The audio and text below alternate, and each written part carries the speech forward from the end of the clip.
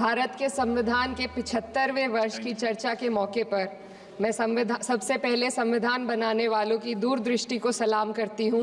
एक युवा सांसद के तौर पर मैं अपनी उम्मीदों को संविधान के साथ जोड़कर खास तौर पर ये बताना चाहती हूँ कि आज हमारे देश में पिछड़े, दलित, अल्पसंख्यक समुदाय को किस तरह अपने संवैधानिक अधिकारों और आज़ादियों की हिफाजत के लिए हर रोज़ मुश्किलों का सामना करना पड़ रहा है। Doctor B.R. अम्बेडकर के कथन से अपनी बात रखना चाहती हूँ।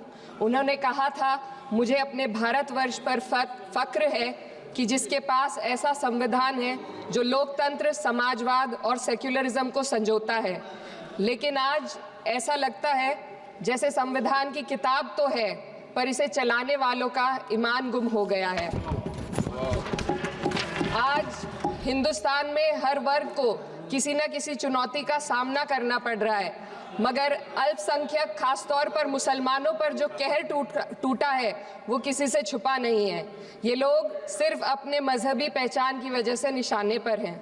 संविधान का अनुच्छेद 15 कहता है कि किसी भी नागरिक के साथ धर्म, जाति या किसी और वजह से भेदभाव नहीं होना चाहिए, लेकिन हकीकत इसके उलट है। हालात इस कदर बिगड़ चुके हैं कि hate speech, mob lynching, bulldozer द्वारा घरों को गिराने की घटनाएं आम हो गई हैं। खास तौर पर उत्तर प्रदेश में, जहां ऐसा लगता है जैसे कानून के नाम पर जंगल राज चल रहा हो।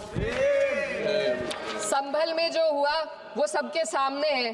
पुलिस के संरक्षण में निर्दोष लोगों की हत्या की गई और सरकार ने चुप्पी साध ली। अल्पसंख्यकों पर हिंसा बढ़ती जा रही है, मगर सत्ता में बैठे लोग या तो आंखें मूंदे हुए हैं या फिर इन घटनाओं को बढ़ावा दे रहे हैं। हद तो तब हो जाती है जब न्यायपालिका की बात भी अनसुनी कर दी जाती है। सुप्रीम कोर्ट ने मॉब लिंचिंग पर 11 सूत्रीय निर्देश जारी किए थे। इसमें साफ कहा गया था कि राज्य सरकारें और पुलिस इस तरह की घटनाओं को रोकने और दोषियों पर सख्त कार्रवाई करने के लिए जिम्मेदार है, लेकिन आज भी इन निर्देशों पर अमल नहीं हो रहा है। हाल ये है कि मॉब लिंचिंग को रोकने की बजाय सत्ता में बैठे लोग आग में घी डालने का काम कर रहे हैं। उनकी जुबान से ऐसी बातें निकलती हैं जो नफरत को और बढ़ावा देती है। ये अशांति अब इतनी गहराई तक फैल चुकी है कि हमारे समाज के धर्मनिरपेक्ष चरित्र पर गंभीर सवाल उठ रहे हैं। साल की शुरुआत में ही कई राज्यों में दुकानदारों को अपने नाम बोर्ड पर लगाने के लिए मजबूर किया गया। इसे सेहत और सुरक्षा के कानूनों का हिस्सा बताया गया, मगर असल मंशा कुछ और थी। ये कदम खास तौर पर मुसलमान दुकानदारों को निशाना बनाकर उठाया गया ताकि उनकी रोजी रोटी पर चोट की जाए।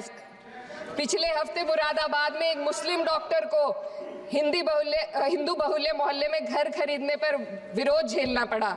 वजह बताई गई कि इससे मोहल्ले की सामाजिक शांति बिगड़ जाएगी। अब आप ही बताइए, क्या ये वजह सही है, जायज है? असल में ये छोटी बड़ी घटना इस बात का सबूत है कि सांप्रदायिकता को बढ़ावा देने वाले बयान और नीतियां हमारे समाज को अंदर से खोखला कर रही है। उत्तर प्रदेश में यति नरसिंहानंद ने बेहद घटिया बयान दिया, लेकिन सरकार इन बयानों पर कोई कार्रवाई नहीं कर रही। हेट स्पीच न केवल जनमानस के विचारों को प्रदूषित करती है, बल्कि इससे अब संवैधानिक पदों पर बैठे लोगों को भी प्रभावित कर दिया है। अभी हाल ही में माननीय उच्च न्यायालय इलाहाबाद के माननीय न्यायाधीश ने ऐसे बयान दिए जिसका संज्ञान खुद सुप्रीम कोर्ट को लेना पड़ा। संविधान के अनुच्छेद 29 और 30 ने अल्पसंख्यकों को उनके मजहबी और सांस्कृतिक हक दिए हैं ताकि वो अपनी पहचान को बचा सके और अपने संस्थान चला सके, लेकिन आज उन्हीं हकों पर हर तरफ से चोट की जा रही है। वक्फ जैसे बिल लाकर उनके धार्मिक अधिकारों को छीनने की कोशिश की जा रही है। आज अल्पसंख्यक समुदाय को संविधान द्वारा दिए गए अपने बुनियादी अधिकार पाने के लिए लंबी लड़ाई लड़नी पड़ रही है। ऐसे कई मामले अदालत ने न्याय देकर संविधान की रक्षा की है, लेकिन अदालती प्रक्रिया में जो समय लगता है उसकी वजह से देश के सामाजिक ताने बाने को भारी नुकसान उठाना पड़ता है। मिसाल के तौर पर इलाहाबाद हाई कोर्ट ने 2000 2004 के मदरसा एक्ट को रद्द कर दिया था, जिससे मदरसों के संचालन पर सवाल उठे।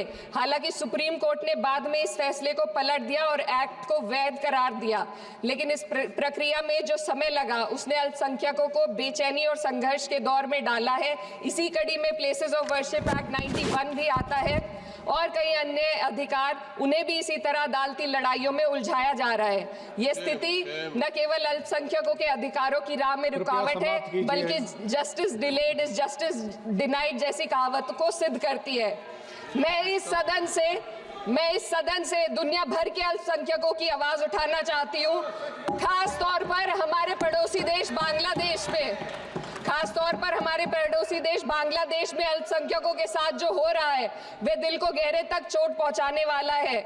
उनकी जान माल की हत्या की जा रही है। बांग्लादेश हो या हिंदुस्तान हो या कोई और देश, अल्पसंख्यकों की सुरक्षा, इज्जत और अधिकारों की हिफाजत हर सरकार की सबसे पहली जिम्मेदारी होनी चाहिए। मैं इस सदन से अपने देश के अल्पसंख्यकों के साथ बांग्लादेश के पीड़ित अल्पसंख्यकों की आवाज को एक साथ उठाना चाहती हूँ।